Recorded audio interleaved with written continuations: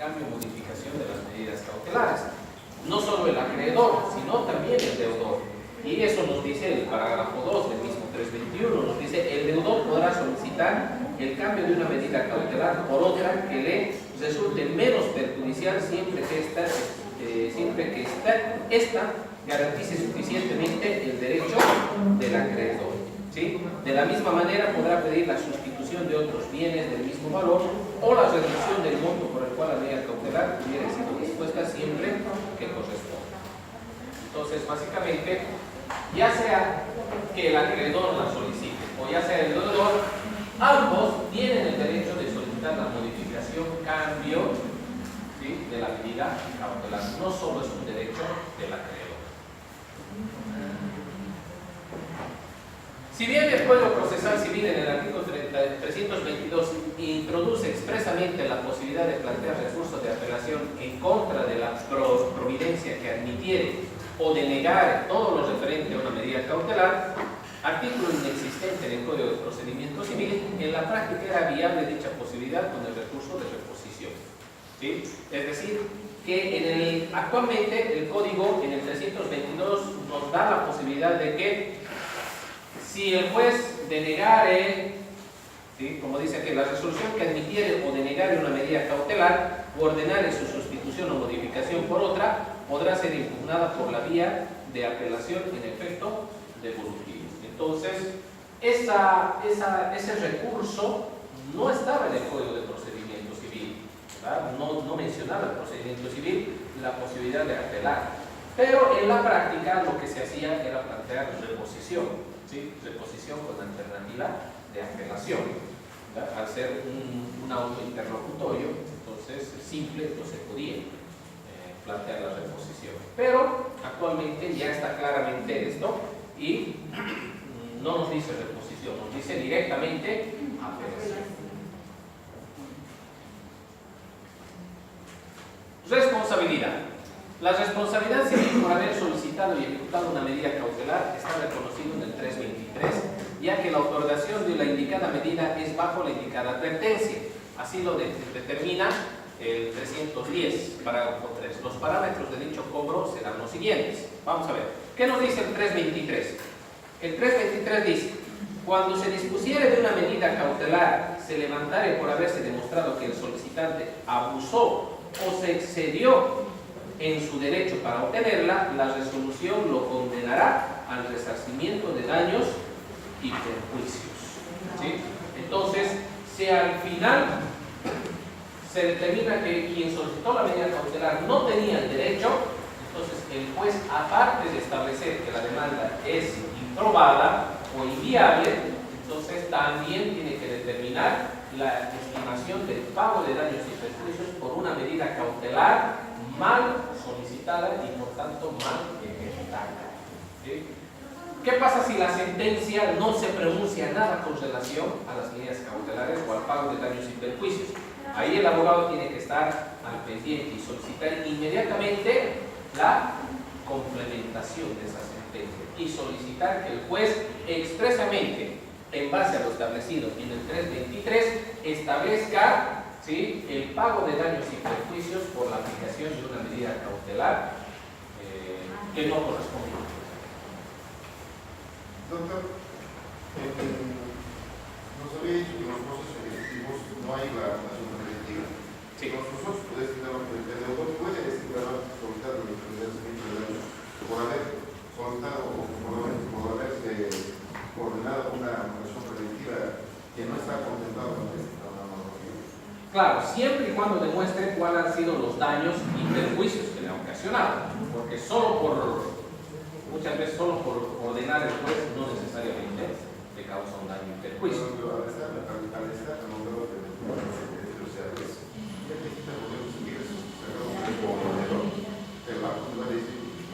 claro, pero sería diferente que hubiera ordenado el embargo preventivo si hubiera registrado.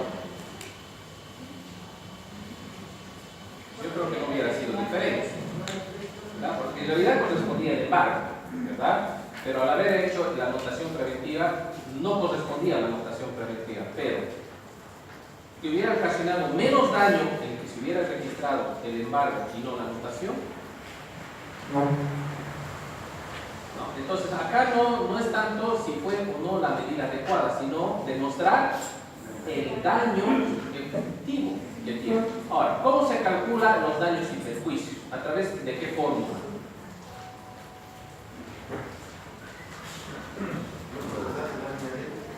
Daño emergente y lucro cesante.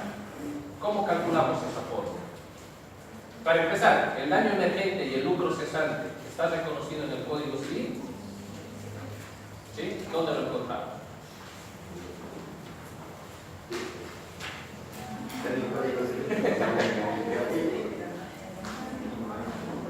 Está por ahí, dice, ¿no? A ver, nos vamos al Código Civil, nos vamos al 300, vamos a ver, ¿dónde está?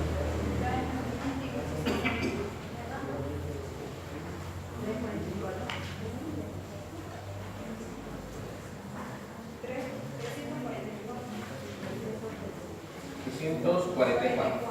Sí, efectivamente. ¿Qué dice? El resarcimiento del daño en razón del incumplimiento del retraso comprende la pérdida sufrida por el acreedor, ¿sí? Daño emergente, y la ganancia de la que ha sido privado. 344 del Código Civil. El resarcimiento del daño en razón del incumplimiento o retraso comprende la pérdida sufrida por el acreedor, ¿sí? Es el daño emergente, y las ganancias de las que ha sido privado, lucro cesante. Entonces, básicamente, esa es la norma que sustenta el tema del daño emergente y el lucro cesante. Ahora, ¿cómo calculamos? ¿Sí? ¿Cómo calculamos? Por ejemplo,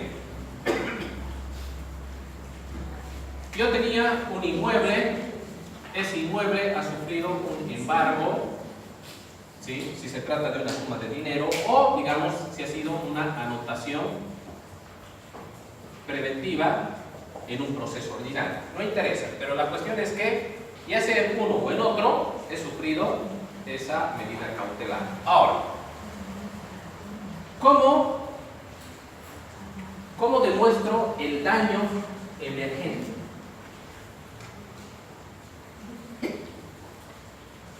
¿Cómo demuestro? ¿Cuál es el daño que se me ha ocasionado al haber esto?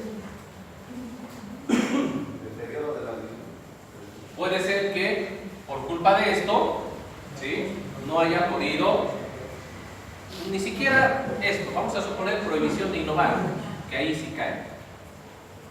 Innovar. En la prohibición de innovar, ¿qué sucede? En la prohibición de innovar no puedo hacer modificaciones ni cambios, ¿verdad? Entonces la casa quedaba medio construir, el proceso duró 5 años, lluvia, sol, todo ha hecho que todo se deteriore. Entonces todo el dinero que yo he invertido ahí se ha perdido. Entonces eso es el daño. Todo el patrimonio activo que yo he perdido es el daño emergente. Y asimismo estaba proyectado esto, vamos a suponer, hacer una habitación de alquileres. Es decir, yo pensaba alquilar ese inmueble. Entonces, al no poder alquilar, ¿qué es? El lucro. ¿Qué es lucro? Ganancia. El lucro cesante es lo que esta medida cautelar ha hecho para que yo no pueda ganar dinero. ¿Sí? El lucro cesante. Entonces, tengo que calcular durante los años que ha durado el proceso cuántos alquileres yo he perdido y asimismo el daño emergente, cuánto de lo invertido actualmente ya se perdió. El daño emergente. ¿Sí? De todas maneras, hay un temita, no sé, los que ya se han bajado todo el temario, hablo precisamente de este tema del daño emergente y lucro cesante, así que vamos a profundizar un poquito más. Una pequeña pregunta. Hay un Cochabamba, en la terminal, hay una construcción que está habiendo ya unos 10 años, si me equivoco, está paralizada. Y esas eran casetas que estaban como crédito. Estaban por valor de 50.000, 50.000 dólares cada caseta. Y ahora había incluso... Es un problema de terrenos ferroviarios. Hay que ver lo que es ese desarrollo. Si al final del proceso, no sé en qué habrá quedado el proceso, la verdad, pero si al final se demuestra que el demandante no ahí sí va a tener que pagar el daño emergente y el lucro cesante. Hay esa provisión, ¿no, doctor, de no, Previsión de innovar. sí. Sí, exactamente. Entonces, eso puede acarrear muchos problemas, ¿sí? Pero como les dije, esto lo vamos a ver un poquito más adelante, cuando veamos este tema de la calificación de daños y perjuicios. Muy bien, entonces, la medida cautelar pedida y ejecutada sin derecho se considera un hecho ilícito, por lo que el solicitante debe resarcir el daño conforme reconoce el artículo 984. Ello significa que debe demostrarse objetivamente el daño ocasionado. Por ejemplo, el 984 del Código Civil claramente nos dice que quien ha sido perjudicado, ¿sí?, sin tener razón, debe ser obligado a pagar el daño ocasionado, ¿sí? En este caso puede ser el daño material o inclusive reconoce el daño moral, ¿verdad? A ver, vamos a irnos al 984 del Código Civil. 984.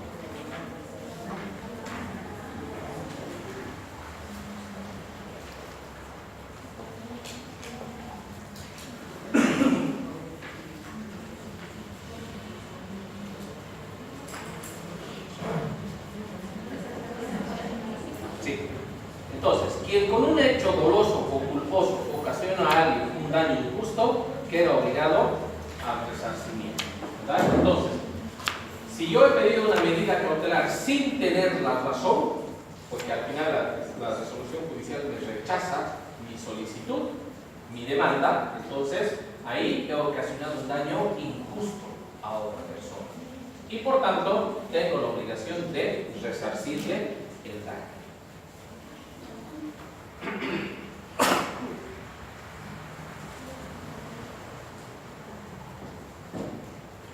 Y el 994 también nos habla de eso, ¿sí? 994, resarcimiento. ¿Qué nos dice 994? Dice, el perjudicado puede pedir, cuando sea posible, el resarcimiento del daño en especie, ¿sí? Cuando sea posible, en especie, en bienes.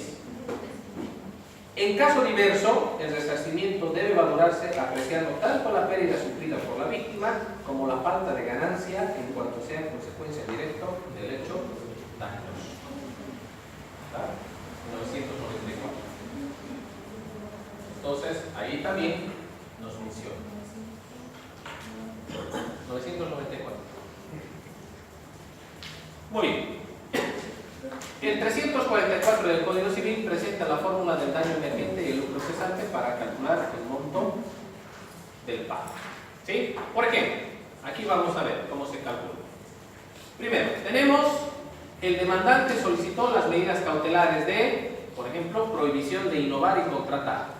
Entonces, la persona se ve obligada a, por ejemplo, si tiene una construcción, a paralizar esa construcción. ¿Sí? El claro ejemplo que coloca el doctor es que tenemos un inmueble en Cochabamba, un inmueble enorme que se ha quedado así, a medias, justo ahí al frente o casi al frente de la terminal de buses. Ahora, ¿qué sucede? Sobre el inmueble en construcción del demandado, es decir, se ha establecido la prohibición de innovar sobre el inmueble que todavía estaba en construcción del demandado. Ahora, la justicia rechaza la demanda, ¿sí? Ha rechazado la demanda. Se ordena el pago de daños y perjuicios por haber hecho uso de una medida cautelar sin tener derecho. ¿Sí? ¿Qué sucede en ese caso? La construcción se deteriora en el tiempo que dura el proceso judicial, es el daño emergente. Pese a que ofreció en arrendamiento, no pudo concretar por el estado de la construcción y el no poder contratar. Es decir, se ofreció ya en arrendamiento, hay mucha gente que ya reservó los ambientes para arrendar, pero como ha habido la prohibición de innovar y de contratar, entonces no se ha podido concretizar esos contratos, esos negocios. Entonces ha evitado que genere ganancias de ese bien. A eso nos referimos con el lucro cesante. ¿Verdad? Entonces, el lucro cesante y el daño emergente constituyen el resarcimiento del daño. ¿Sí? Muy bien, con eso, por si acaso, desde aquí es platito. ¿Cómo se evalúa eso? ¿Cómo se evalúa el daño emergente? Con lo que usted dice, el daño emergente va a tener que ser un avalúo, ¿verdad? Un avalúo pericial, de decir cómo estaba antes del proceso y cómo está ahora. Cuánto se ha depreciado material, cuánto ha perdido el dinero, porque en ese entonces puede ser que el material estaba en un precio o dice en otro precio, entonces cómo se ha deteriorado la construcción. Y en un procesante puedo yo presentar los precontratos de arrendamiento y decir, yo tenía 10 o 20 personas interesadas que ya me adelantaron dinero para arrendar y he tenido que devolver. Entonces ahí lo demuestra el lucro cesante. Entonces, esto es muy importante saber por qué. Porque muchas veces en los procesos judiciales se pide, ¿no? Más el pago de daños y perjuicios. Pero llegado el momento no sabemos cómo demostrar los daños y perjuicios. ¿Verdad? No sabemos, a veces lo colocamos hasta de manera automática. ¿Verdad? Más el pago de daños y perjuicios, pero no se sabe. ¿Verdad? Y dicen, a mí me han anotado preventivamente mi casa. Entonces, como no corresponde, se ha rechazado la demanda, entonces solicito el pago de daños y perjuicios. Muy bien, demuestre cuál ha sido el daño emergente y el lucro cesante que la anotación preventiva le ha provocado. Si no puede demostrar ello, entonces no hay pago de daños y perjuicios. Entonces se tiene que demostrar. En una sentencia penal ejecutoriada donde hay una obligación que la demanda sin resarcimiento de daños y perjuicios, se establece el monto, digamos, un monto y se podría exigir el lucro cesante de ese monto de dinero. Muy buena pregunta, doctor. Vamos a suponer que tenemos una deuda, es decir, el deudor no nos ha pagado la obligación. Nos hemos visto en la obligación de iniciar el proceso ejecutivo. La sentencia nos sale favorable y el juez dice, páguese la suma de $30,000 al demandante, al acreedor, más los intereses convencionales, si es que se han pactado intereses, o los intereses legales, si es que no se han pactado intereses convencionales, ¿verdad? Entonces, más los intereses. Entonces, ¿será que yo, aparte de capital e intereses, puedo pedir el resarcimiento del daño? En este caso de él, bueno, no sé qué daño emergente puede haber, pero quizás lucro cesante. ¿Puedo pedir, aparte del capital o intereses? ¿Sí? A ver. Ya les he dicho, aquí está la Biblia de Derecho.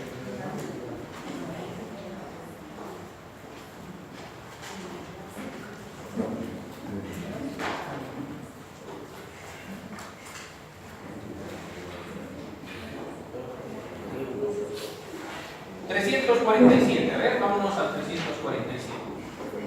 Código Civil. 347.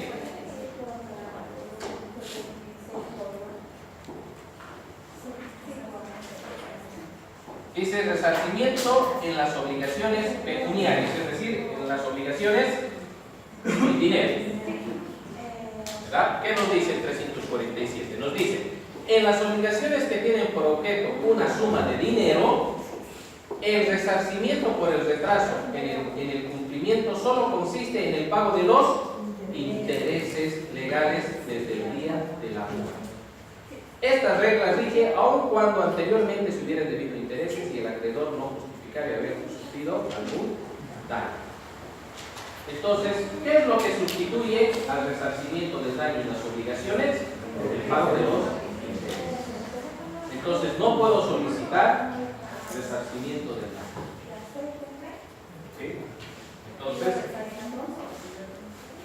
pero si se han pactado intereses, entonces solo claro. Si no se han pactado, empiezan a correr los intereses legales. ¿Vale? ¿Cuántos tipos de intereses existen?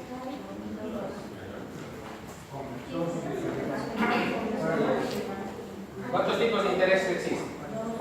¿Dos? ¿Seguros? ¿Como para apostar una parrillada?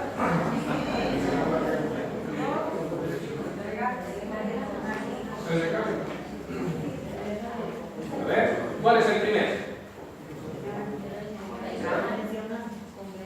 ¿Cuál es el interés convencional? El que pacta de la parte de la voluntad de las partes, ¿verdad? Por mutuo acuerdo. Por eso es el convencional, que hay acuerdo. Este es de un máximo del hasta el 3% mensual. Después viene el interés legal, que este empieza a correr a falta de interés convencional. ¿Desde cuándo empieza a correr? Desde el momento de la mora. No debemos confundir mora por incumplimiento, son dos cosas distintas, ¿verdad? Mora quiere decir que es un retraso en el cumplimiento de la obligación, pero que ya está cumpliendo, es decir, estoy retrasado pero voy a cumplir. ¿Sí? El incumplimiento es algo que directamente no se va a hacer. ¿Sí? Es decir, no estoy retrasado, directamente no se va a cumplir. Entonces, no debemos confundir mora con incumplimiento. El interés legal empieza a correr desde el momento de la mora. ¿Sí? Desde el momento de la mora. ¿Y es de qué porcentaje? 5%, 6% anual. Eso quiere decir un 0,5% mensual. ¿Sí? ¿Y después qué otro interés?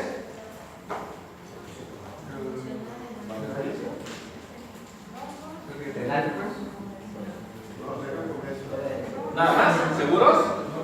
Yo que pensaba poner en quitarles una parrillada si me decían no.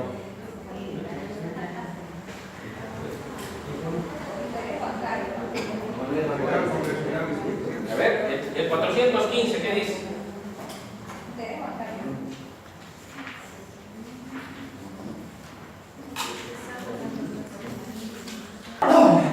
El interés bancario se conoce con el nombre de la TRE. La TRE. La tasa referencial. La TRE.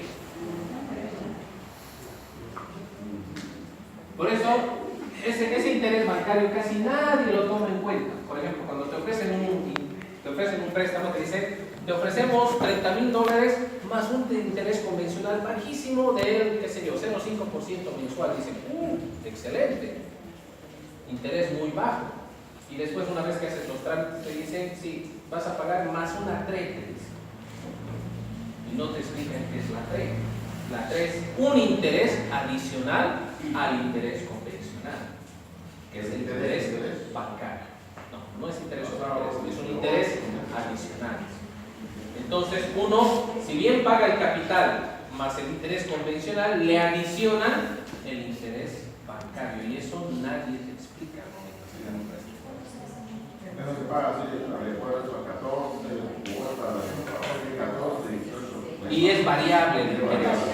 Es variable. Normalmente se refinancia. Entonces, pero nadie te explica aún. Se va a adicionar la TRE, nomás te dicen aún.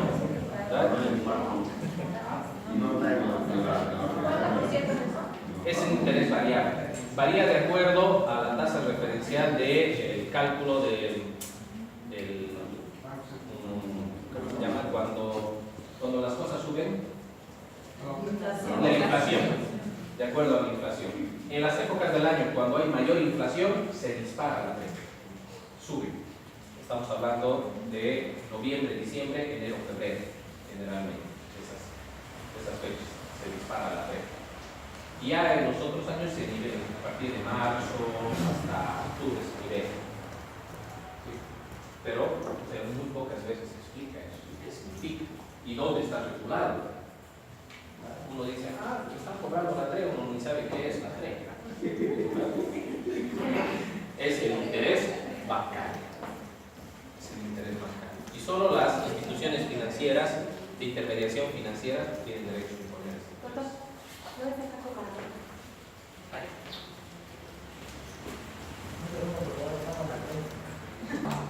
Presto la suma de $10,000, $30,000, $50,000 bolivianos, no interesa. ¿Pueden darme en interés 1 kilo de azúcar?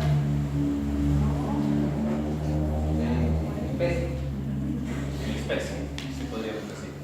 Presto dinero y me pueden dar en interés 1 kilo de azúcar, 1 quintal de harina, o necesariamente tiene que ser dinero.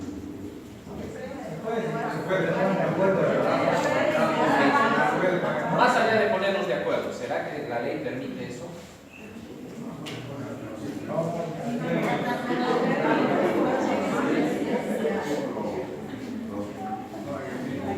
A ver. ¿Qué es el 410? A ver, ¿qué nos dice el 410? Noción de interés, dice, ¿no? El 410. Se considera interés no solo el acordado con ese nombre, sino todo recargo, porcentaje o forma de rédito, comisión o excedente sobre la cantidad principal y en general todo provecho, utilidad o ganancia que estipule a favor del acreedor de dicha cantidad. Entonces no solo es un porcentaje de dinero, sino toda ganancia que pueda obtener.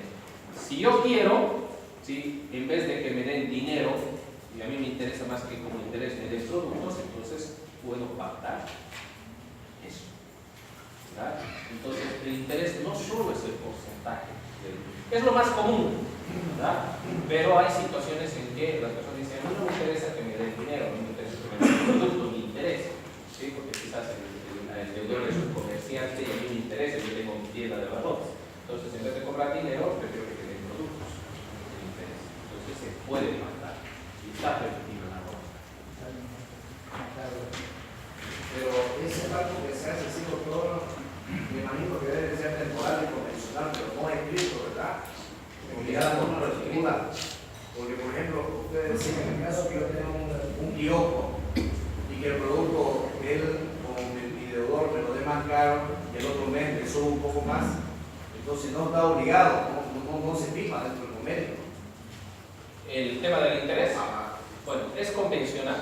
Si yo quiero, puedo pactar un interés en dinero o puedo pactar en productos, ¿verdad? Si voy a pactar en productos, ya tengo que establecer todas las características, qué tipo de productos y a cuánto me va a dar los productos, ¿verdad? Entonces ahí entra nosotros como abogados de establecer claramente los alcances de ese interés en especie, ¿verdad? Esa es nuestra función. Las partes pueden pactar lo que quieran, pero nosotros decir, disculpe, eso no se puede hacer, lo que se puede hacer es esto. No hemos quedado en que él me va a pagar un 10% de interés. Bueno, como es convencional, yo voy a poner 10% en el contrato. No, para eso estamos nosotros, para decirle, no se puede hacer eso. No se puede hacer eso. Se tiene que poner máximo en 3%, pero si es voluntad de nosotros y él está de acuerdo, no se puede, ¿verdad? No se puede, se tiene que controlar el 3%. Ahora, si él quiere pagarle adicionalmente, muy bien que lo haga, pero en el contrato tiene que figurar el máximo legal, ¿verdad? Entonces, esa es nuestra función. No es que ellos vengan, las partes, a imponernos lo que ellos quieran. Para eso nos han contratado a nosotros, sino que se vayan a un transcriptor que se los transcriba como ellos quieren, ¿verdad? Nosotros tenemos, o vamos al médico y le decimos, doctor, por favor, recénteme esto, a mí me duele esto, por favor, a ver, escriba, aquí tiene su hojita de recetario, recénteme. No, ¿verdad? No vamos a decirle al médico qué nos tiene que dar, ¿verdad? Es el médico el que nos tiene que valorar y de acuerdo a las patologías, a las circunstancias, él verá qué es lo que mejor nos corresponde. Lo mismo el abogado, ¿verdad? Lo mismo el abogado. Entonces tenemos que nosotros, si nosotros no nos damos esa categoría de asesores legales, ¿quién lo va a hacer? Entonces nosotros tenemos que imponernos nuestra categoría de abogados y asesores legales. ¿Sí? Muy bien, con eso hemos terminado esta parte de las medidas cautelares. Vamos a pasar a lo que es el proceso de ejecución.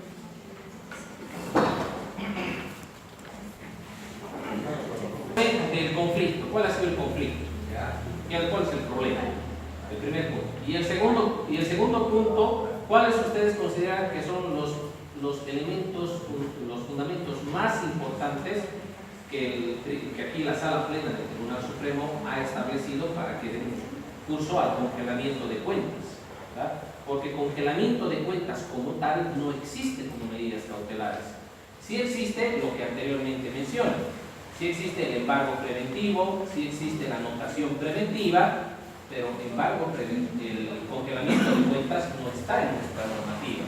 Entonces, ¿en base a qué han hecho eso? ¿Cuál es el fundamento para este congelamiento de cuentas?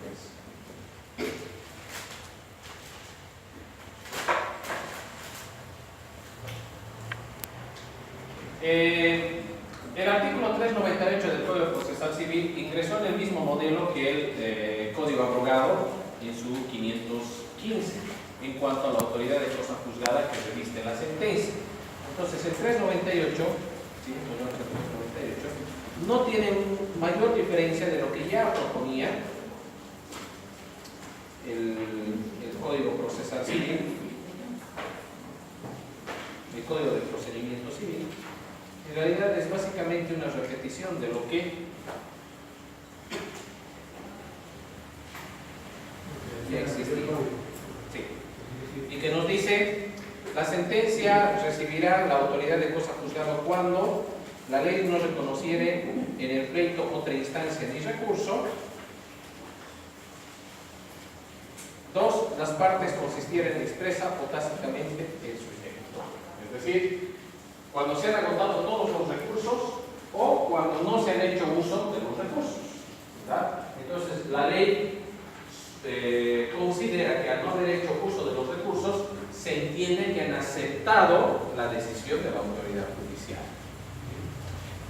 Muy bien, ahora, el 399 señala que el juez, como el representante del Estado, es el encargado dentro del proceso de la ejecución. ¿De qué se encarga el juez dentro del proceso de ejecución? 1. De dar cumplimiento a lo decidido por la sentencia en calidad de cosa juzgada, tal cual fue pronunciada. Es decir, así como fue pronunciada, así se tiene que ejecutar. ¿Sí? ¿Por qué? ¿Qué pasa si el juez de alguna manera altera o trata de modificar lo decidido en la sentencia? Básicamente ingresaría en un problema de alteración de su propia decisión y precisamente es lo que nos muestra la sentencia constitucional que en ese momento les mostré, la 874. En esa precisamente sucedió algo así, que el juez al momento de ejecutar la sentencia modificó en algo su decisión. Entonces la parte perjudicada planteó un amparo constitucional al sentir que esa modificación le vulneraba sus derechos y bueno, ahí el tribunal dijo que no, que el juez tiene que cumplir tal cual pronunció su sentencia. Después, aparte de dar cumplimiento a lo que dice la sentencia, adoptar las medidas cautelares necesarias para proceder con el cumplimiento de la sentencia, pero respetando el plano de igualdad procesal de las partes. Es decir, ya entramos a las medidas cautelares en ejecución de sentencia. ¿Sí? Ya empezamos con las medidas que son las pertinentes para dar cumplimiento a la sentencia. Es decir, puedo, como les dije, puedo plantear medidas cautelares antes del inicio del proceso, durante la tramitación del proceso y en ejecución de sentencia inclusive. ¿Sí? Si la sentencia, cual fuere la razón, no indicó el plazo del cumplimiento de esta, ¿qué se entiende? Por ejemplo, si tenía que cumplirse una obligación y por cualquier motivo no se colocó, no se señaló en la sentencia cuál es el plazo para el cumplimiento de la obligación, se entiende, dice, que el plazo es de 3 días, cualquiera sea la obligación. ¿Sí? Entonces, obviamente, la parte tiene que saber que si la sentencia no ha establecido un plazo para el cumplimiento de una obligación, mucha gente dice, es que la sentencia no ha dicho qué plazo, entonces mejor para mí.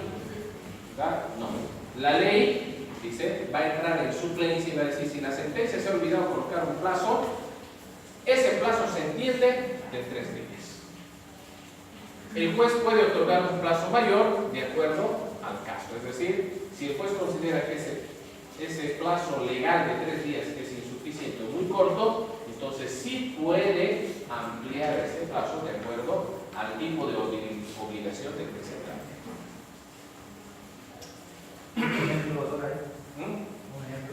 A ver, para el pago de una suma de dinero, 3 días será suficiente.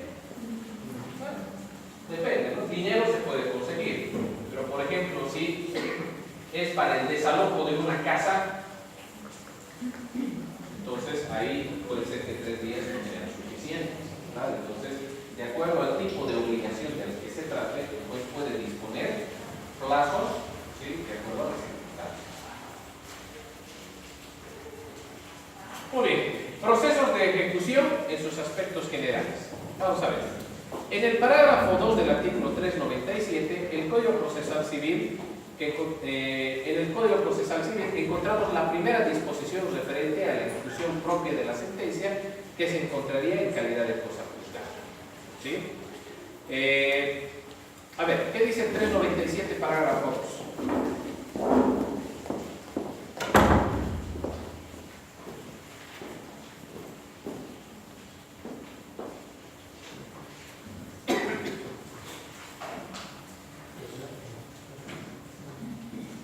Podrá ejecutarse parcialmente la sentencia aun cuando se hubiera interpuesto recurso de apelación o casación contra ella por los importes correspondientes a la parte de la condena que hubiera quedado ejecutoria. En ese caso, el título ejecutorio consistirá en el testimonio o fotocopia legalizada en que se conste haber recaído sentencia firme en relación a la parte cuya ejecución se pretende. Entonces, básicamente, acá nos está diciendo que si el juez ha determinado en su sentencia una obligación y otra obligación todavía está pendiente porque se ha planteado un recurso de apelación, entonces nos está diciendo el código que podemos ejecutar parcialmente una sentencia. No ejecutaremos la parte que todavía está, por ejemplo, el recurso de apelación, pero la parte que sí ya está definida ya se puede ingresar en una ejecución parcial de la sentencia. ¿Sí? Guillermo Parada nos dice y conceptualiza el proceso de ejecución como esa actividad del Estado coactiva a través del cual, y contra la voluntad del deudor o condenado, se cumple lo determinado a favor de un acreedor demandante. Continuando con el artículo analizado, este refiere que la sentencia puede ingresar en una ejecución parcial, en el entendido de que existe una parte en calidad de cosa juzgada y otra no. Entonces, ahí nos dice, puede darse una ejecución parcial de la sentencia hasta que se defina. Por ejemplo, si yo he demandado a una persona la reivindicación más el pago de daños y perjuicios, ¿sí?, y se me ha concedido la reivindicación y quizás el tema de daños y perjuicios no, entonces ahí yo puedo apelar los daños y perjuicios, pero el tema de la reivindicación ya puede ser motivo de ejecución. ¿Sí? Por dicha razón, no se debe confundir el proceso de ejecución parcial de la sentencia con el proceso de ejecución provisional de la sentencia. Hay mucha confusión. Muchas personas piensan que ejecutar parcialmente una sentencia significa ejecutar provisionalmente. No. Provisionalmente quiere decir que toda la sentencia está todavía pendiente de que se resuelva en un recurso de apelación. Pero, dando la garantía, la contracautela correspondiente, yo puedo ejecutar provisionalmente la sentencia. Mientras que ejecución parcial quiere decir que una parte de la decisión del juez ya está definida, ya está en calidad de cosa juzgada, y otra parte todavía está en proceso de apelación. Entonces, la que ya está en calidad de cosa juzgada, puedo ejecutarla, ¿sí?, inmediatamente, estando pendiente todavía la parte que ha sido apelada. Como les decía, puede que en una demanda yo haya planteado reivindicación y al mismo tiempo pago de daños y perjuicios. Y el juez ha dicho, procédase a la reivindicación, ¿sí?, y me niega el pago de daños y perjuicios. Yo puedo apelar en los daños y perjuicios, pero la parte que no he apelado y que ninguna de las partes, ni demandante ni demandado, apeló la reivindicación, ya puedo ejecutarla inmediatamente.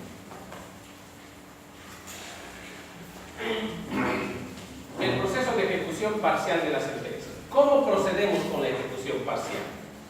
El proceso de ejecución parcial de la sentencia podría considerarse como una ejecución definitiva, pero solo en la parte que no fue objeto del recurso de apelación.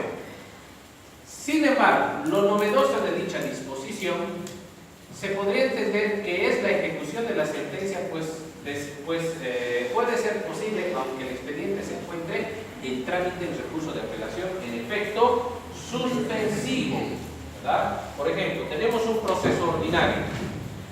En el proceso ordinario sabemos que con el recurso de apelación se va todo el expediente, ¿verdad? Sin embargo, si en la sentencia de este proceso ordinario una parte no ha sido motivo de apelación, una parte de la sentencia, como el ejemplo que les di, la reivindicación no ha sido motivo de apelación, pero sí el pago de daños y perjuicios, ¿cómo se tendría que conceder? ¿El efecto suspensivo o el efecto devolutivo? Si una parte de la sentencia ya está en calidad de cosa juzgada.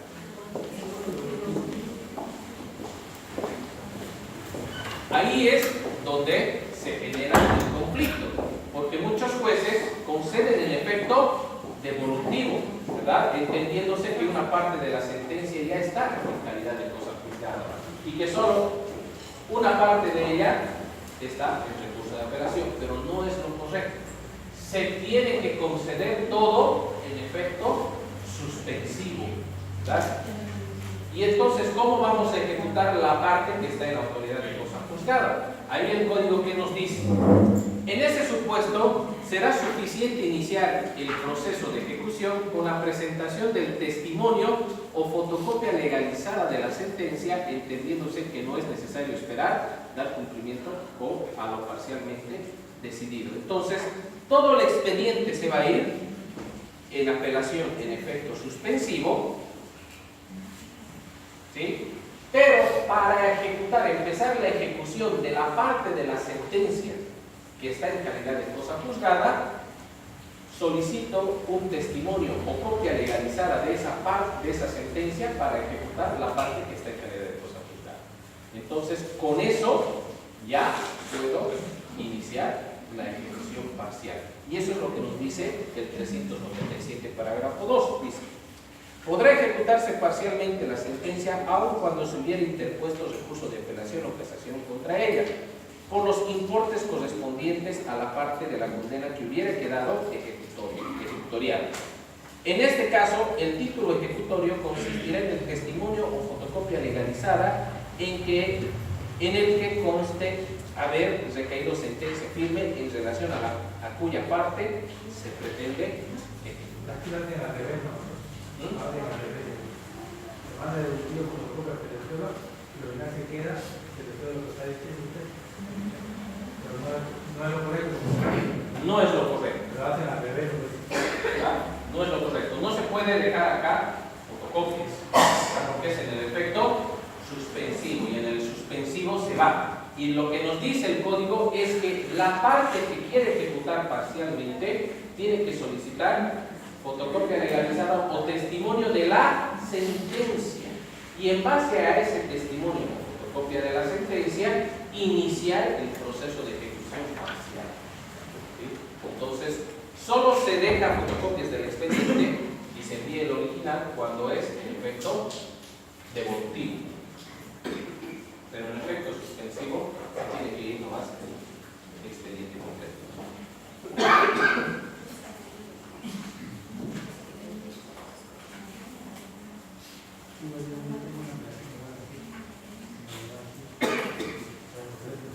Muy bien.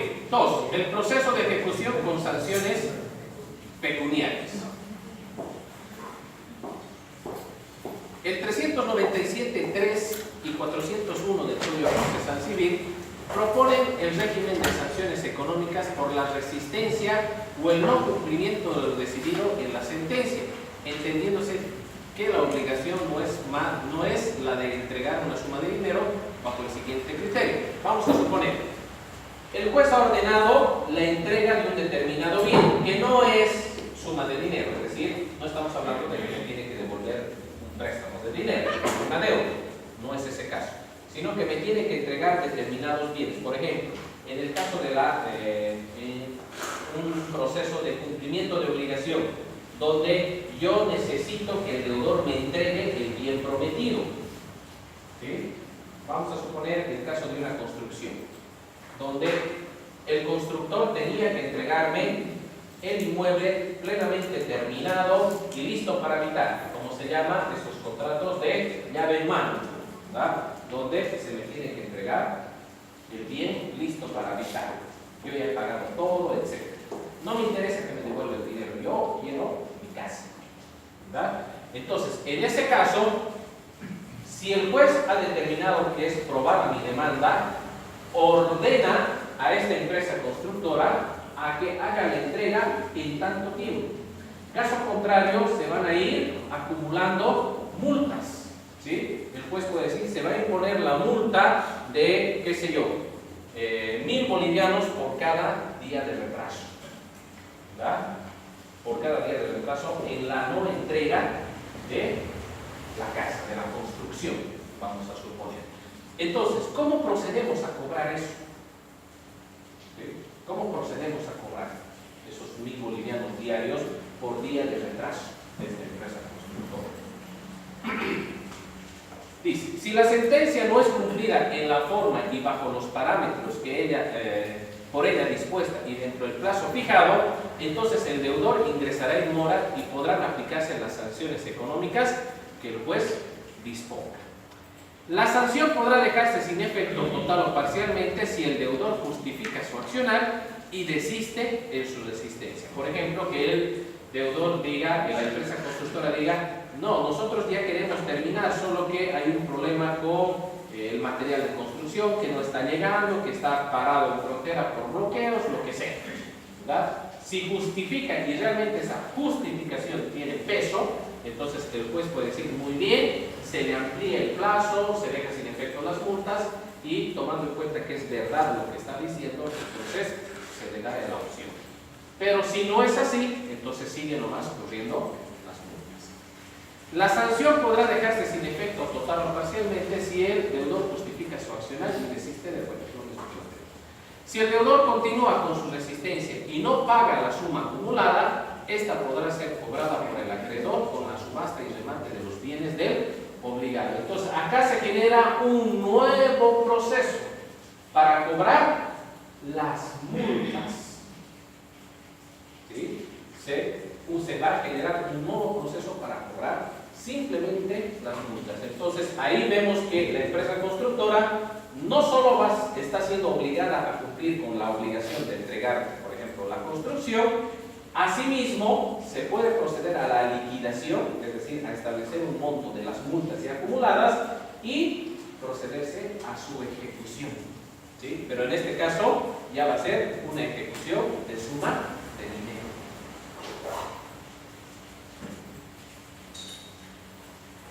En caso del incumplimiento definitivo de lo dispuesto en la sentencia, el deudor tendrá que pagar una suma de dinero por concepto de daños y perjuicios a ser liquidados, dice, en vía incidental. Entonces, si veo que el juez ha dado un plazo más ampliación y no cumple, entonces se van a ir acumulando las multas por retraso. ¿Hasta cuánto se puede acumular esas multas? El código no nos dice, ¿sí? No nos dice hasta cuánto. Yo puedo esperar un año y que se acumulen las multas de un año y va a salir un montón de plata, ¿verdad? El código no pone un hasta tanto, solo se puede esperar. No dice nada. Después. ¿El tiempo para cobrarlo? Por eso, el tiempo para cobrarlo, ¿qué nos dice? Lo que la norma no deja en claro es que si el monto proveniente de la liquidación será cobrado siguiendo la vía del 401, el parágrafo 4, o el trámite del 379, proceso ejecutivo, o el trámite del 404, ejecución coactiva de sumas de dinero, un proceso ordinario. No nos dice cuál es la vía para cobrar. Si nos vamos a ir a un proceso ejecutivo, nos vamos a ir a un proceso coactivo de sumas de dinero, o nos vamos a ir a un proceso ordinario para cobrar ese monto. Por el tipo de obligación, al ser una liquidación ya plena y definida mediante una resolución judicial, yo creo que debería irse a una suma coactiva de sumas de dinero, cobro de sumas coactivas de dinero. pero no lo dice el código, ¿sí? No dice. Ahora, lo que preguntaba, ¿en qué tiempo se tiene para cobrar todo eso?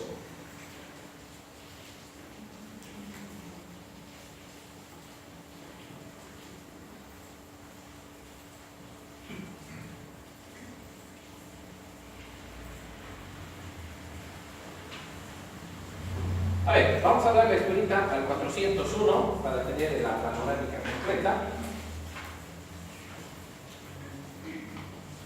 Dice, la autoridad judicial de oficio o a petición de parte en cualquier etapa de la ejecución del proceso podrá imponer sanciones pecuniarias para la ejecución de la sentencia. Parágrafo 2. Las sanciones pecuniarias se fijarán en una cantidad de dinero pagable por cada día de mora en el cumplimiento, pudiendo optarse por sanciones compulsivas y progresivas para asegurar el cumplimiento de los mandatos judiciales. ¿Qué significa compulsivas y progresivas? Que van a ir aumentando. Esta semana va a ser 1000, la siguiente semana 2000, la subsiguiente 3000, la subsiguiente 4000, y así se pueden ir acumulando. Su importe beneficiará a la parte perjudicada por el incumplimiento. 3. La sanción tomará en cuenta la naturaleza del asunto, la cuantía y las posibilidades económicas del obligado y podrán reajustarse o dejarlas sin efecto si aquel desistiere de su resistencia y justificar en total o parcialmente su proceder, de manera que signifiquen una efectiva constricción psicológica para su cumplimiento. Las sanciones pecuniarias en caso de incumplimiento del pago darán lugar al embargo de los bienes del deudor previa tasación por perito que designe la autoridad judicial, serán rematados para cubrir el monto. ¿Sí? Entonces, básicamente,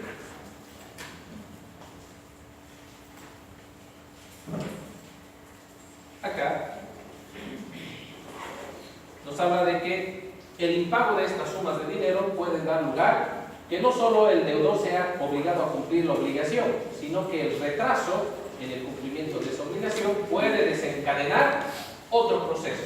En este caso, ya no de cumplimiento de una obligación de hacer, sino de una obligación de cumplimiento ya de pagar una suma de dinero. ¿Sí?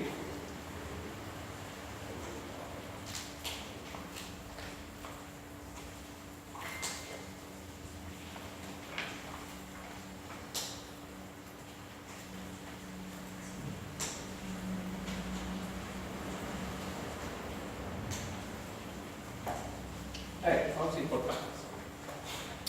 El proceso de ejecución coactiva de las sentencias.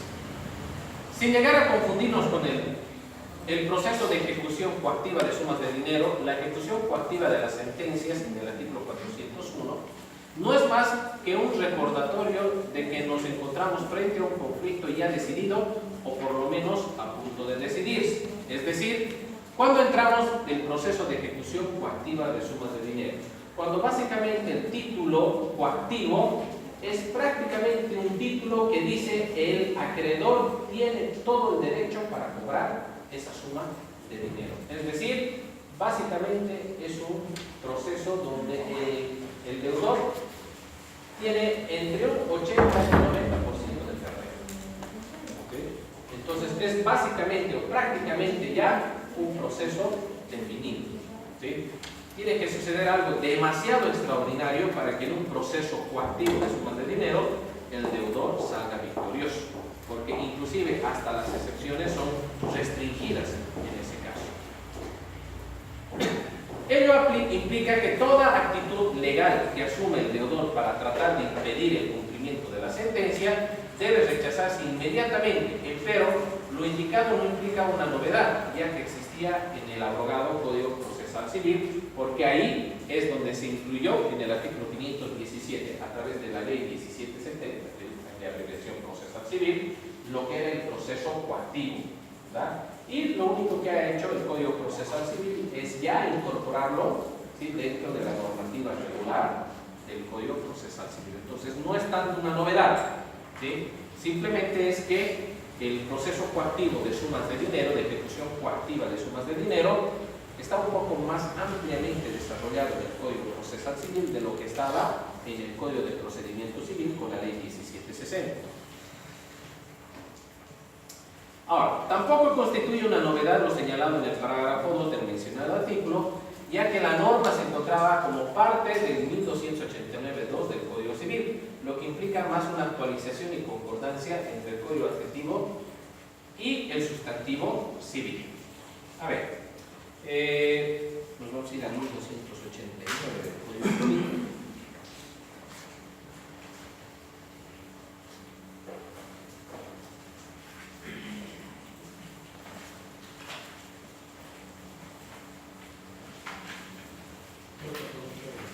¿Sí? En cuanto al tema de las parceladas, ¿verdad? Lo que ya hemos analizado. No, no es necesario.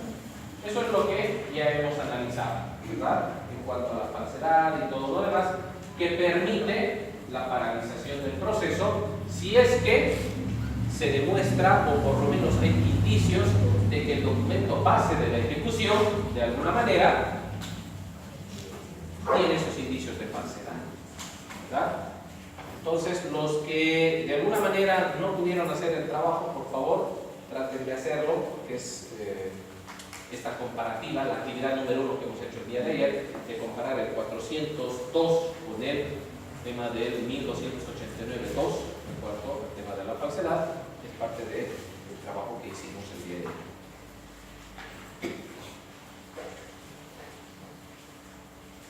Pasamos al siguiente.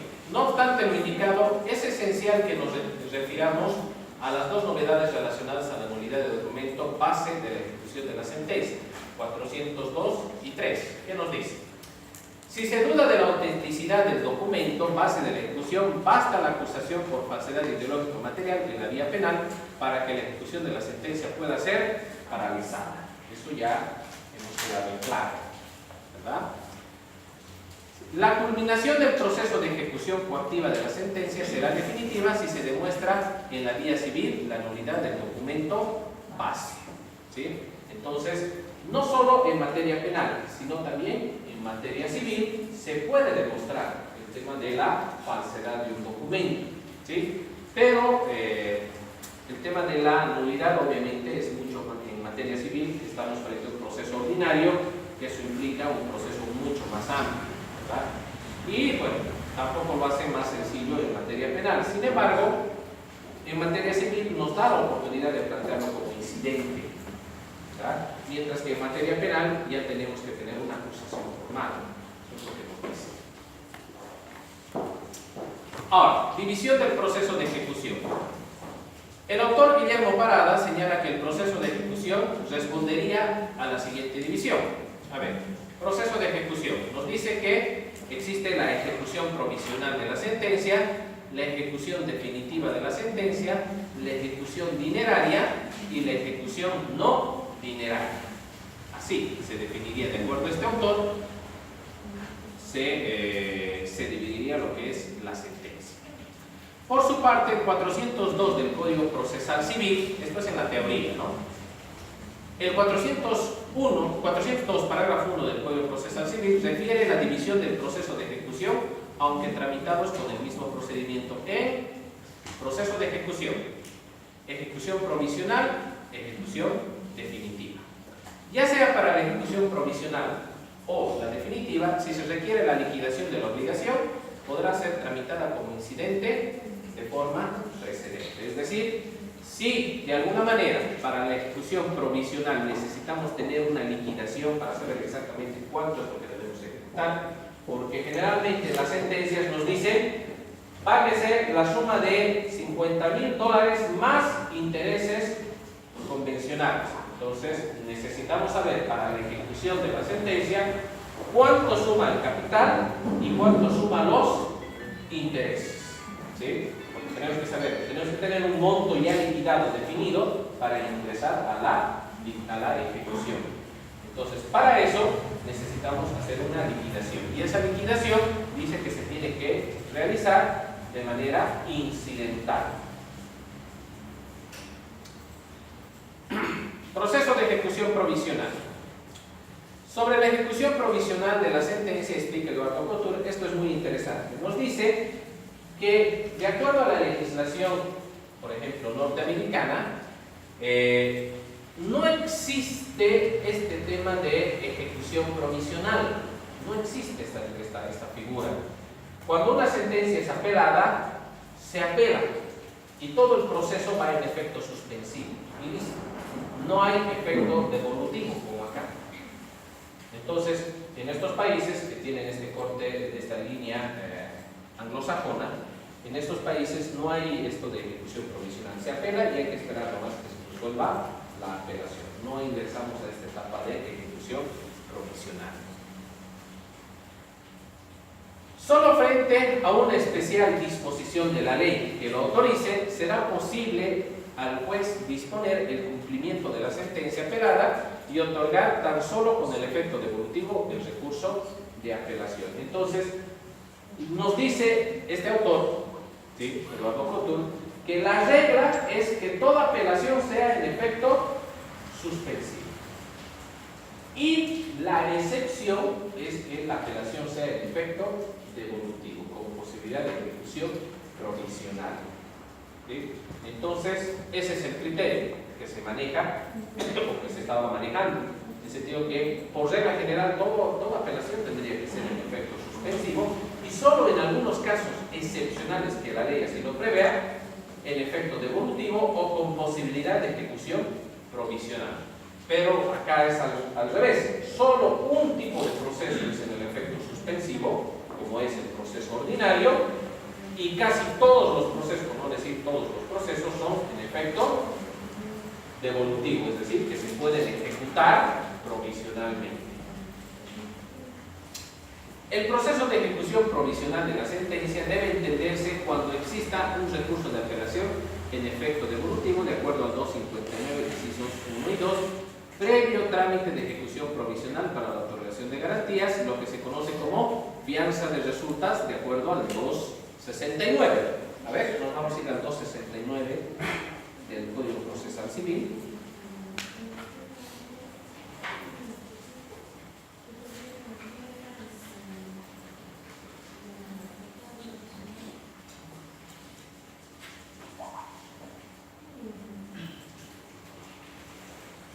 Dice, si se recurriere de una sentencia de condena, la parte vencedora podrá solicitar la ejecución provisional, prestando garantía suficiente para responder, en su caso, a los gastos judiciales y daños y perjuicios ocasionados a la parte contraria.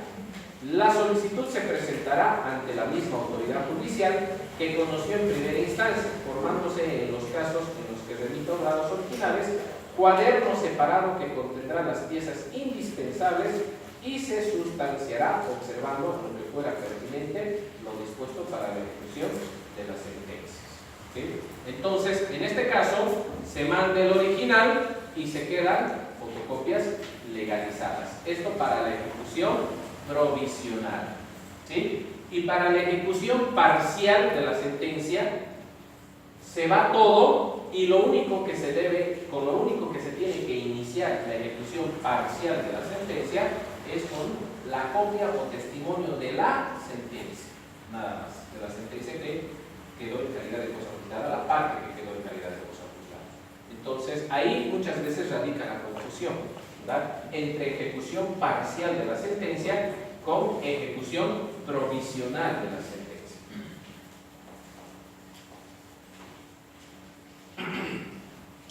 3. La parte perdedora solo podrá oponerse a la solicitud con el fundamento de que la ejecución provisional de la sentencia le causa perjuicio grave y es de difícil reparación, circunstancia que la autoridad judicial apreciará según las circunstancias.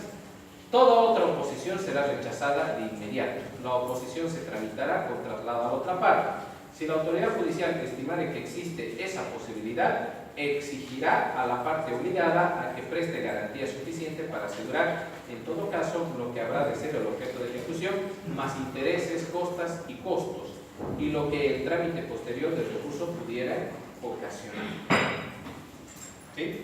A ver, no sé si ustedes han tenido la oportunidad de plantear una oposición a la ejecución provisional de la sentencia.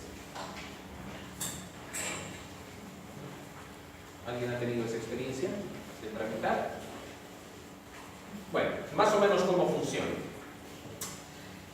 La parte vencedora, ¿sí? Que bueno, la parte vencedora no es la que plantea el recurso de apelación, es la parte credidosa generalmente. Plantea el recurso de apelación, se concede el recurso de apelación en efecto devolutivo. Muy bien, entonces la parte vencedora puede solicitar la ejecución provisional de la sentencia. Entonces, ¿qué hace? Se presenta un escrito solicitando al juez la ejecución provisional de la sentencia, ¿sí? Tomando en cuenta que el proceso se ha planteado en efecto devolutivo. Ese escrito de solicitud de ejecución provisional se corre en traslado, ¿sí? A la parte contraria. La parte contraria tiene que fundamentar y decir: no, señor juez, me opongo, ¿sí? Con la suma de oposición a la ejecución provisional, me opongo a la ejecución provisional de la sentencia porque considero que si se ejecuta provisionalmente, esa ejecución me puede causar graves perjuicios, como ser A, B, C, D, E. Ahí tiene que detallar los perjuicios que se le ocasionaría a esta parte si se empieza a ejecutar provisionalmente la sentencia.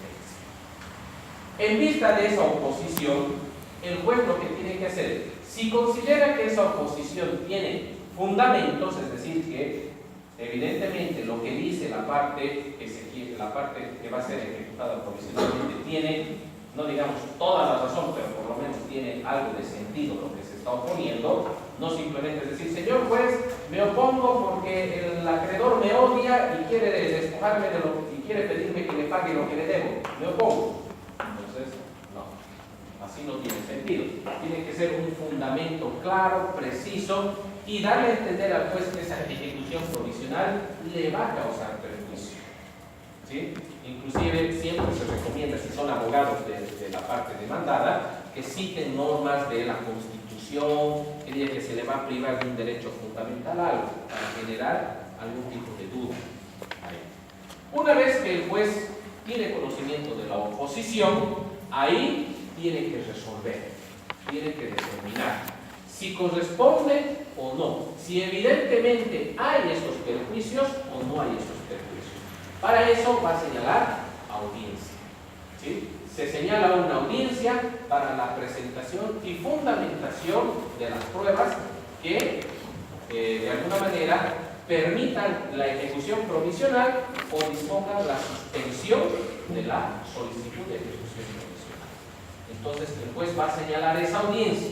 En esa audiencia, lo típico, lo que sucede: la parte que está solicitando la ejecución provisional se ratifica en sus fundamentos, se ratifica en la prueba y pide que se ejecute. Y asimismo, en ese caso, si ustedes son abogados de la parte demandante que está pidiendo la ejecución, se recomienda siempre que ya en ese escrito ofrezcan la garantía para la ejecución, ¿sí?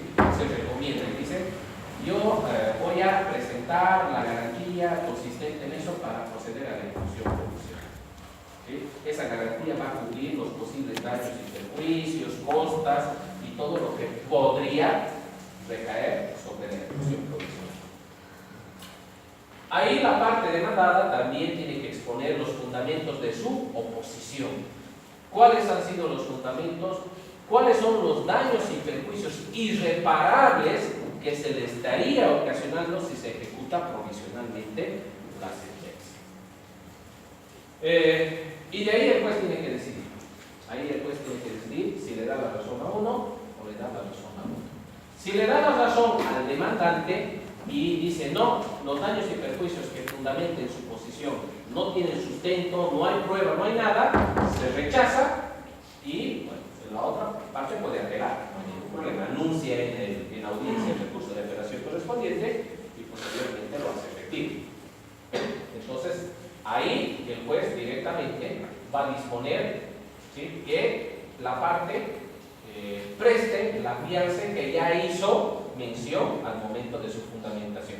¿Por qué les recomiendo que tenga que hacer ahí la fundamentación o el anuncio de que va a presentar la fianza?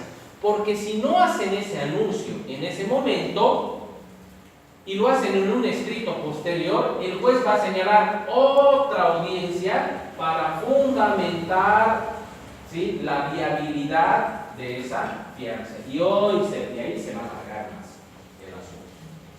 ¿Tá? Entonces, en ambos casos me ha tocado estar en esos dos tipos de audiencias. En una audiencia donde el abogado del acreedor hizo el anuncio, y entonces directamente a la conclusión de la audiencia ya presentó la garantía para la ejecución provisional, y en el otro caso no hizo el anuncio. Entonces después, en un memorial posterior, recién hizo el anuncio de presentar la garantía, y ahí el juez otra vez señaló audiencia para ver si es o no es viable esa garantía. Y peor aún, la presentó la garantía, pero el abogado de la contraparte observó que esa garantía era de tipo ganancial y que no se encontraba presente el otro cónyuge para dar su consentimiento. Se rechazó la garantía. Tuvieron que presentar otra garantía, así se alarga, estoy hablando mínimo 6 meses. Solo en ese asunto, solo en ese detalle de presentación de la garantía para la ejecución provisional. Hasta eso ya salió de la apelación anterior, ¿verdad? Entonces, para el mal no se ha ido litigando. Por eso es que se recomienda siempre en la audiencia, en la primera audiencia de oposición, ya ofrecer la garantía, ¿verdad? Si el juez considera que la oposición tiene fundamentos, entonces va a rechazar el ofrecimiento de la garantía, ¿sí? Y va a decir no. Evidentemente, y según la prueba presentada por la parte demandada, evidentemente se le va a ocasionar perjuicios que serían irreparables, por tanto se rechaza la ejecución provisional. Y listo, ahí se acaba y hay que esperar que se resuelva más la apelación principal de la sentencia. ¿Sí? Entonces, estos trámites no los menciona el código, no los dice. Esto uno lo va aprendiendo de acuerdo a la práctica. ¿Sí? De acuerdo a la práctica, ahí uno se va enterando de muchas de estas cosas. Muy bien, suspensión del proceso de ejecución provisional. La suspensión de la ejecución provisional de la sentencia conforme al 402 del Código Procesal Civil en los siguientes casos. Sentencia. Planteamiento del recurso de apelación. Tenemos dos vías, la ejecución provisional y auto de vista revoca la sentencia. ¿Qué significa eso? Tenemos la sentencia, se plantea el recurso de apelación, tenemos, hasta que se resuelva esto, tenemos la ejecución provisional. ¿Sí? Entramos a la ejecución provisional, ¿qué sucede? Suspende la ejecución provisional si es que el auto de vista, ¿sí?, si es que el auto de vista revoca la sentencia. Si el auto de vista revocare la sentencia o el auto supremo casare el auto de vista que confirmaba la sentencia, el deudor ejecutado provisionalmente, de ser necesario, podrá solicitar el pago de daños y perjuicios a cobrarse de la garantía otorgada por el acreedor, previa liquidación a realizarse dentro de los 90 días del pronunciamiento de la resolución. Caso contrario, caduca el derecho conforme al 402 y 4 del Código Procesal Civil. Vamos al 402. ¿Qué nos dice? 402, parágrafo 2. En los casos de ejecución de sentencia con la que se hubiere formulado recurso de apelación o casación, la ejecución quedará en suspenso cuando la autoridad judicial fuera notificada legalmente con la revocatoria de la sentencia o casación del auto de vista. 4. La parte que hubiera sufrido la ejecución provisional dejada sin efecto tendrá 90 días computables a partir de la resolución para reclamar el pago de daños y perjuicios que se cuantificarán por la vía incidental de liquidación. Vencido el plazo, caducará su derecho y se cancelará la garantía prestada a la parte ejecutada. ¿Sí? Es decir, básicamente, si he sufrido la ejecución provisional y se ha revocado la sentencia, ¿sí?, entonces, ¿qué sucede? De esa garantía que ha dado para la ejecución provisional me tengo que cobrar los daños y perjuicios, siempre y cuando yo demuestre daños y perjuicios. Ojo, de hecho como se tiene que demostrar. ¿Cómo lo cobro? Tengo el plazo de 90 días para cobrar esos daños y perjuicios de la garantía. Para eso primero tengo que solicitar una liquidación o presentar yo mi liquidación de cuáles han sido los daños y perjuicios, y el juez ahí va a verificar si evidentemente existen o no existen esos daños y perjuicios. ¿Sí? Y con eso se va y se cobra.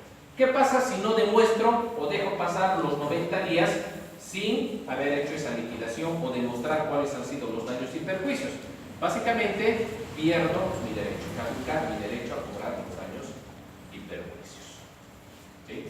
Entonces, ¿cuál es la diferencia con el Código Procesal Civil? Con el Código de Procedimiento Civil. Al no existir este procedimiento en el Código de Procedimiento Civil, para cobrar los daños y perjuicios de una sentencia ejecutada provisionalmente, tenía que iniciar un proceso ordinario de calificación de daños y perjuicios. Y eso era un chorizo de tiempo. ¿Verdad? Pero con esto ya se nos permite cobrar y calificar los daños y perjuicios en vía incidental. ¿Sí? Y si no lo hago en 90 días, ya pierdo mi derecho, ya no puedo iniciar un proceso ordinario. Muy bien, proceso de ejecución respecto a terceros. Esto es muy importante. Siguiendo el principio que de la buena fe se presume y que la mala fe tiene que demostrarse, ¿dónde dice eso? ¿Ustedes saben? La buena fe se presume y la mala fe se tiene que demostrar. ¿Sí? ¿Dónde dice eso? A ver, el Código Civil.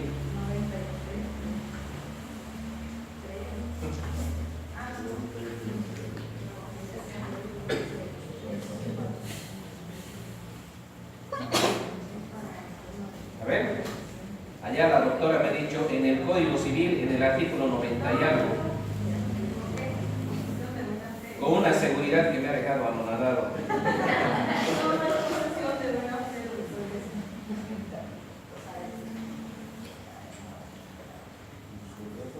El 93 dice, ¿no ve? Parágrafo 2, la buena fe se presume y quien alega que hubo mala fe debe probar. Pero esto habla de la posesión, pero puede aplicarse, digamos, ¿verdad? Porque en materia de contratos, ¿dónde contratos?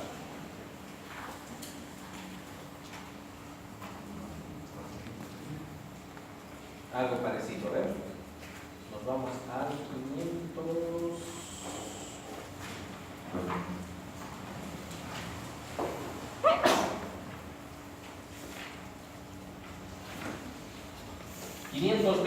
¿Qué dice? El contrato debe ser ejecutado de buena fe, ¿eh? 520.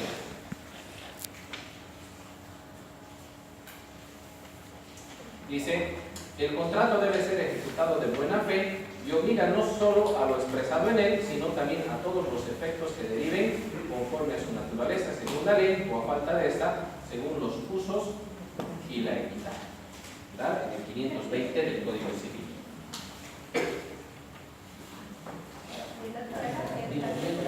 El 93.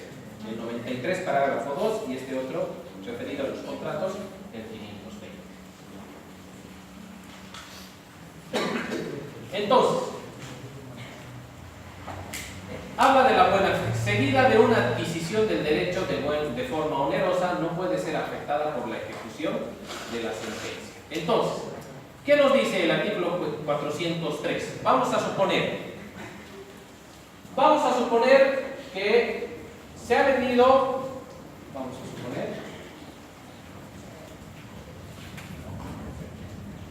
esta persona ha vendido esta casa a esta otra persona, ¿sí?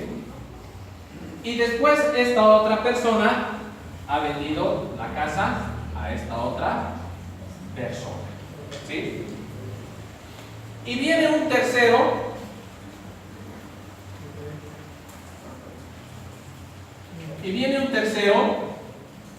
que plantea la nulidad de la primera venta por cualquier motivo, por cualquiera de las causas establecidas en el 549 del Código Civil, cualquiera de las causas. plantea y logra que la primera venta se anule. ¿Eso afectará a la otra venta?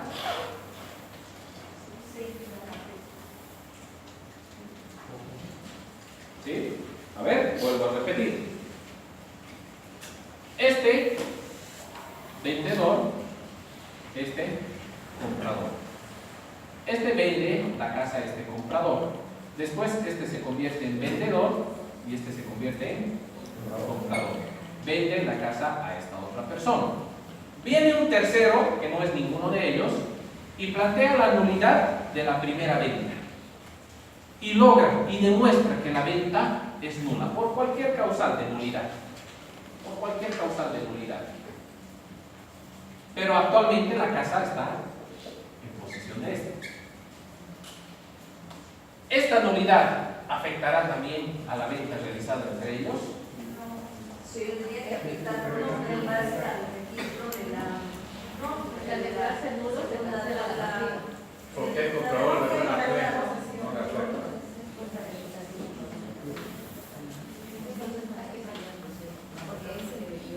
No, porque ha comprado de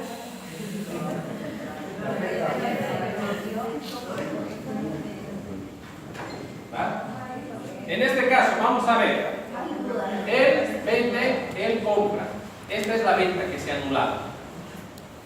Él vende y él compra. No es esta venta la que se ha anulado esto, pero esta deriva de esta otra.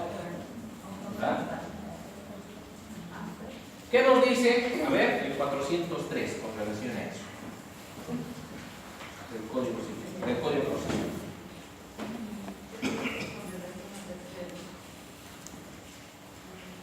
¿Qué nos dice? La revocación y la casación en ningún caso podrán perjudicar los derechos de buena fe que adquirieron a título oneroso. Tampoco darán lugar a la anulación de los actos o contratos que hubieran sido celebrados con la o el propietario aparente de los bienes.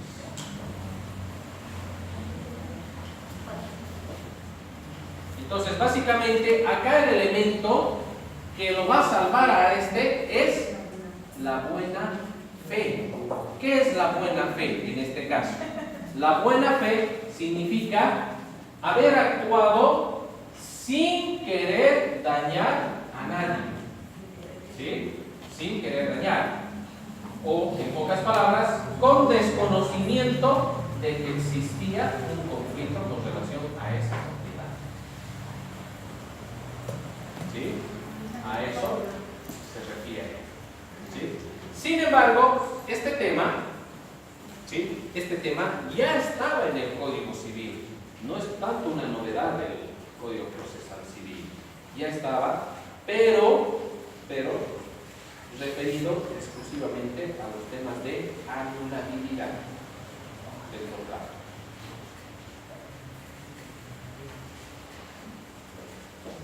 ¿Y qué es el caso entonces? Doctor, y esa figura como ejemplo, ¿en qué quedaría al final? Ya le mandaron. A ver, él no va a poder recobrar la propiedad y él se va a quedar consolidado con la propiedad si demuestra la buena fe. Que se demuestra la buena fe. ¿Él qué va a lograr de él? Pues no le va a poder devolver. ¿Qué le va a devolver? Daños y perjuicios. ¿Sí? En tal caso le tendrá que devolver como, qué sé yo, como daño emergente el valor de la propiedad. Daño emergente. Y lucro cesante si es que esta persona tenía algún negocio sobre esto o pensado algún negocio sobre esto, entonces también va a tener que pagarle lucro cesante. ¿Sí? En pocas palabras, no va a poder recuperar la propiedad, pero sí el dinero, el valor, por lo menos, el valor del daño emergente, y si demuestra un lucro cesante que se le ha privado de algún tipo de ganancia, entonces más el lucro cesante. ¿Sí? Doctor, disculpe, al anularse los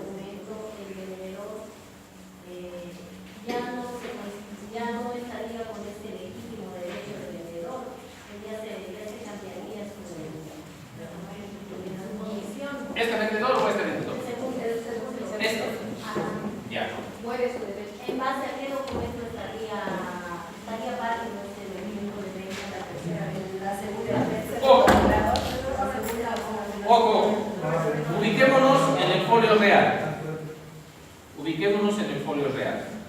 ¿Verdad? Cada venta genera un asiento.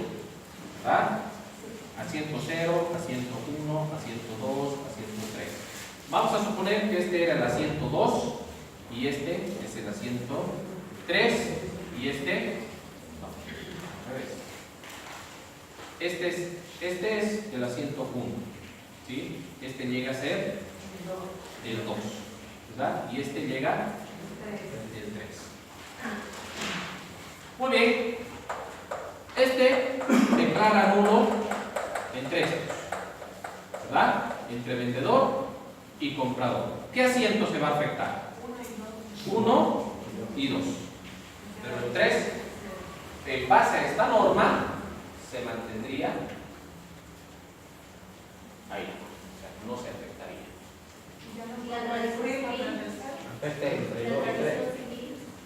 No, directamente dice queda. Él aparece como propietario.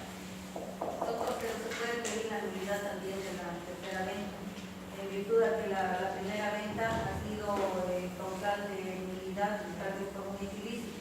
Si es que se demuestra que hubo mala fe.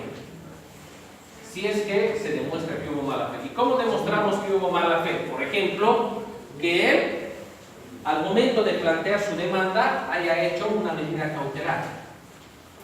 Y pese a la medida cautelar, haya pedido. Entonces, ellos ya conocían que este trámite, que este inmueble podía tener esa consecuencia. Podía tener esa consecuencia. Pero aún así, con esa posibilidad han adquirido.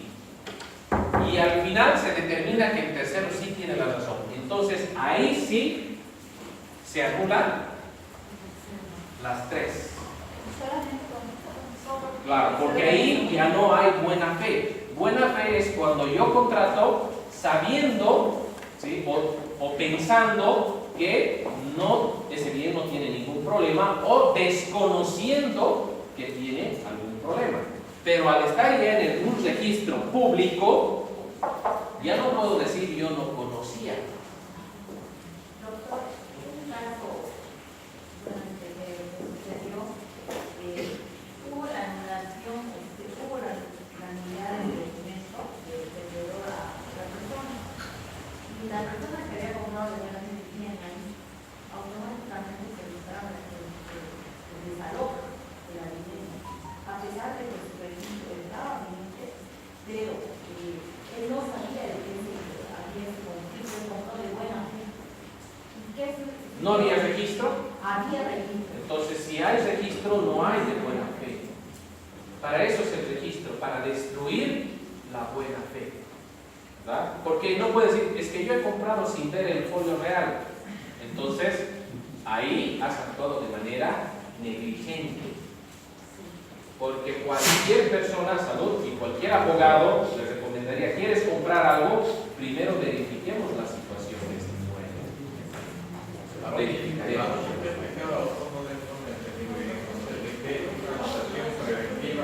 Impide la venta. No impide. En qué caso no sé ahí cuál sería la figura. Anularía tercera. Claro. Ni la anotación preventiva, ni el embargo preventivo, ¿sí?, impiden la venta. ¿Cuál es la única medida cautelar que impediría la venta?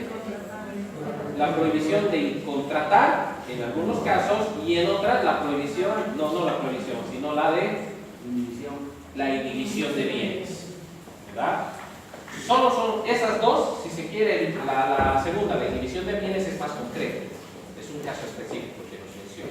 Mientras que la prohibición de contratar nos dice para todo tipo de contratos que se quieran realizar sobre esos inmuebles. ¿Verdad? Entonces, si tú quieres evitar estas ventas, no pidas anotación preventiva, no pidas embargo preventivo. Pides prohibición de contratar. ¿Sí? ¿Por qué? Porque el embargo y la notación preventiva no es restrictivo del derecho de disponer. Es simplemente poner una alerta roja al registro y decir, ojo, cualquier persona que quiera comprar este inmueble, ojo, este bien tiene un conflicto pendiente. Y si tú lo compras, puede, llegado el momento, anularse esa venta. Es como una alerta nada más. Es solo una alerta. ¿Sí? Entonces, si yo anoté y después recién sobrevinieron las ventas, los que compraron fue bajo esa advertencia. Entonces, ahí ellos no pueden decir que actuaron de buena fe. ¿Sí? Pero, si el registro fue posterior a las ventas, ahí sí los que compraron pueden decir que actuaron de buena fe, porque en realidad no había nada que les advierta, que les dé un anuncio de que esa propiedad tenía conflictos.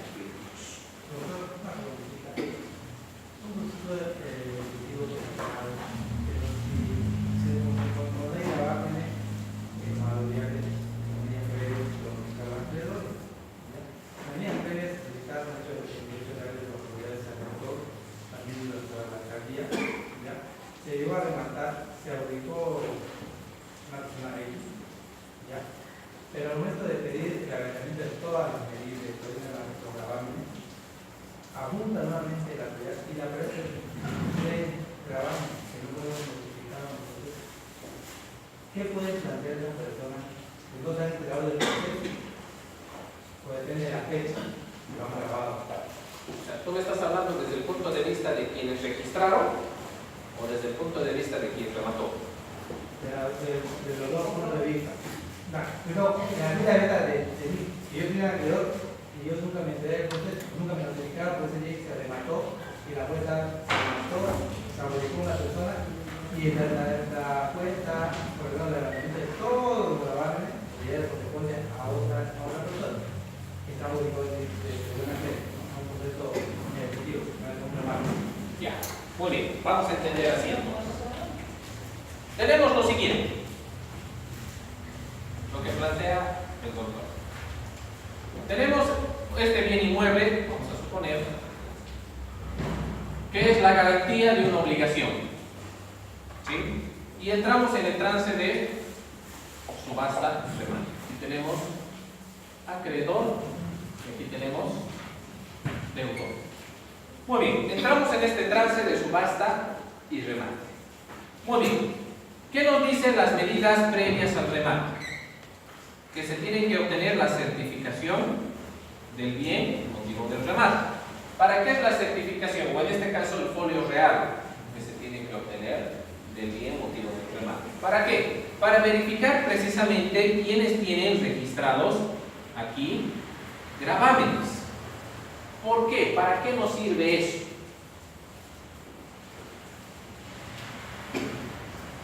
Para que ya mañana que se remate ese inmueble, ahorita la persona, el monto digamos, del remate se esté pagando mediante vaya notación. Vamos a suponer que este acreedor es este último lugar, es este último asiento. ¿Sí? Y hay otros tres que están delante de él, ¿verdad? Entonces él está en cuarto lugar. ¿Sí? Vamos a suponer así, que todos son la misma categoría, son préstamos de dinero con garantía de este bien inmueble. Muy bien, está en cuarto lugar. Entonces, al momento de procederse con la subasta y remate, como primera medida es saber la situación legal del inmueble. Entonces ahí acompañamos el folio real y verificamos quiénes son los otros acreedores que están ahí. Muy bien, el juez señala día y hora de subasta y remate. ¿Qué se hace con eso? Se les tiene que citar a todos, a los otros tres, se los tiene que citar. ¿Para qué se los va a citar? ¿Cuál es el motivo para que se los cite?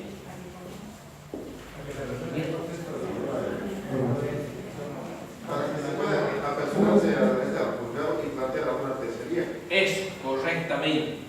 Si es que ellos consideran que tienen un derecho preferente al pago, entonces tienen que plantear su tercería de derecho preferente en el pago. ¿Verdad? ¿Por qué? Pueden decir ellos, yo estoy en primer lugar, mi garantía hipotecaria ha sido inscrito antes que de él, entonces solicito que de la subasta y remate se me pague a mi primero. ¿Verdad? Para eso es la citación. Ahora, ¿qué pasa si pese a la citación no se apersona? ¿Qué sucede? Y se remata y se adjudica a un tercero. ¿Esto desaparece? A ver, ¿qué dice el 1479 del Código Civil? Muy bien, hecho reclamar, pero no han entendido esto. Yo les digo.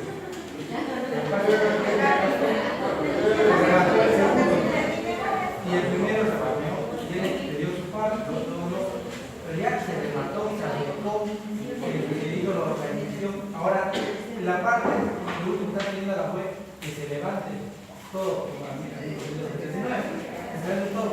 Pero lo único que le pido es que se mete un nuevo argumento y nos muestre cómo aparece y con fecha de anterior. Con fecha anterior a que Que tenía que ser notificado antes de marzo. Presentaban, pero no apareció en un documento. es que eso depende mucho. A veces los jueces Pero yo lo entiendo perfectamente. presentan unos folios reales no actualizados. Por ejemplo, ¿cómo haces en Cochabamba? En Cochabamba no tiene que tener una antigüedad de una semana o dos, ¿verdad? El folio real. O sea, tiene que estar contractualizado para evitar precisamente esos problemas. Pero, oye, ¿qué puede plantear? Lo primero que deberíamos hacer como abogados, como las medidas cautelares se pueden presentar en ejecución de sentencia, lo primero para evitar eso es solicitar una medida cautelar de prohibición de contratar, de manera de que ya no ingresen más registros. Eso es lo primero que se diría. Una prohibición de contratar para evitar que se sigan inscribiendo. Una vez efectivizada la medida cautelar de prohibición de contratar, entonces ahí recién empiezo las medidas cautelares y me ahorro ese problema. Ahora, ya está hecho el problema. Entonces ahí el juez tiene que verificar. Lastimosamente, si es en la etapa, si se demuestra la fecha y hora del registro, en la etapa antes del remate, va a tener que anularse, porque se consideraría una indefensión. Y el código dice que se puede rematar, se puede anular la subasta por indefensión. Entonces, lastimosamente, va a tener que nuevamente devolverse el dinero adjudicado y todo lo demás y procederse a la nulidad del remate y nuevamente hacerse el proceso. Pero acá, ¿qué tenemos que hacer para evitar eso? Las medidas cautelares, utilizarlas adecuadamente, las medidas cautelares. ¿Verdad? Es que muchas veces pensamos las medidas cautelares como algo que solo se las plantea con la demanda y no las hacemos casi uso en la ejecución de sentencia, cuando el código nos dice en cualquier etapa del proceso. ¿Verdad? Entonces, eso es mejor, gastar un poquito más, aunque sea nos cueste el registro de la medida cautelar, pero eso nos da la seguridad de que no aparezcan estas sorpresitas. Aunque la bola de punto de los que se puede valer con ese grande, ¿no? Si eres abogado del demandante, sales enojado, ¿verdad? ¿Contra quién no? ¿Contra quién? Va a decir, tu abogado no ha revisado, por eso le van a decir, tu abogado no ha revisado, él debería saber que había registros que deberían citarse, ¿verdad? Si eres el abogado del demandado, va a decir, qué bien, plantea nulidad del remate por no haberse citado. ¿Vale? Y hay sentencias constitucionales que hablan que tiene que anularse más cuando eso sucede. Pero ya, volviendo a este casito, ¿qué nos dice el 1479? Extinción de derechos de terceros sobre cosa vendida. Primero, cuando el objeto de la venta forzosa un inmueble o mueble sujeto a registro y la subasta se efectúa con citación de los acreedores que tienen constituidas hipotecas o anticresis sobre el bien, estas se extinguen desde que el adjudicatario consigna el precio de la venta a la orden de ejecución.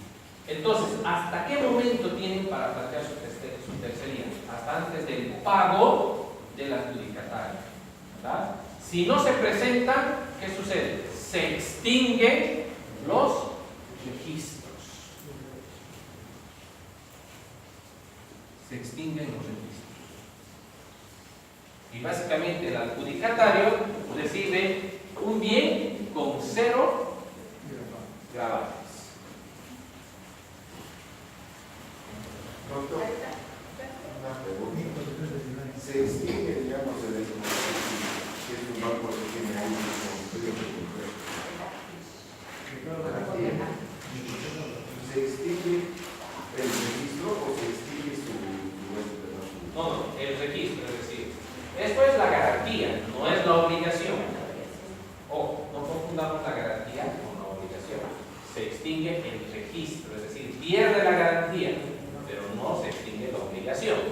La obligación sigue pendiente la obligación. ¿Y el banco puede volverlo a grabar entonces? No, ya va a pertenecer a otra persona. Otro inmueble que se nombre del... Puede grabar otro o iniciar inmediatamente la ejecución, como hemos leído en el 315 del Código Civil, que hemos visto cuando las garantías no son suficientes, desaparecen, dice, entonces ahí el acreedor puede inmediatamente iniciar la ejecución. Muy bien. Entonces, las denominadas apariencias insalvables, porque el código nos dice del propietario aparente, nos dice. ¿Qué son las apariencias o las apariencias insalvables? Son aquellas conocidas en el ámbito del derecho de obligaciones y su fuente principal, que son los contratos, también impide que pueda ser motivo de anulabilidad si se demuestra la existencia de estas. ¿Qué son las apariencias? ¿A qué llamamos apariencias insalvables dentro del ámbito del derecho? Las apariencias insalvables son aquellas situaciones legales en las que una persona, vamos a suponer, el comprador, pese a haber tomado todas las medidas adecuadas para saber si ese bien estaba o no en conflicto, todo aparentemente hacía prever que estaba bien. He pedido certificación de derechos reales y la certificación me decía que no tenía ni un solo gravamen, ¿sí? Ningún solo tema pendiente sobre ese bien. He pedido información, voy a suponer así, a grandes rasgos, he pedido información, he ido a averiguar a los juzgados si esta persona tiene algún litigio con determinados bienes. En ningún lugar me han dicho que lo conocen o no saben, ¿verdad? Es decir, he tomado todas las medidas necesarias para precautelar que lo que estoy comprando no tenga ningún litigio pendiente. Y pese a eso, llegado el momento, salta un litigio. Entonces ahí se habla de apariencias insalvables, es decir, pese a haber tomado todas las medidas necesarias y legales para saber, para conocer si algo estaba bien o estaba mal, todo aparentemente me mostraba que estaba bien. ¿Sí? Entonces, eso me garantiza mi buena fe. ¿Sí? Garantiza mi buena fe. Y al garantizar mi buena fe, la ley va a proteger la buena fe, como hemos visto. Pero ya no sería un derecho aparente, sino que ya sería un propietario real. Claro, por eso les decía, si posteriormente a la venta aparece un tercero, este tercero ya no va a poder pedir la devolución del bien. Máximo le pedirá al demandado la devolución del monto, del valor del inmueble, más los daños y perjuicios, pero ya no el bien. ¿Sí? Muy bien, con esto hemos terminado el tema de la ejecución. Nos falta el último temita, que es el tema del concurso, que si hasta el momento es todo lo que hemos visto, les ha parecido novedoso, vamos a ver el tema del concurso.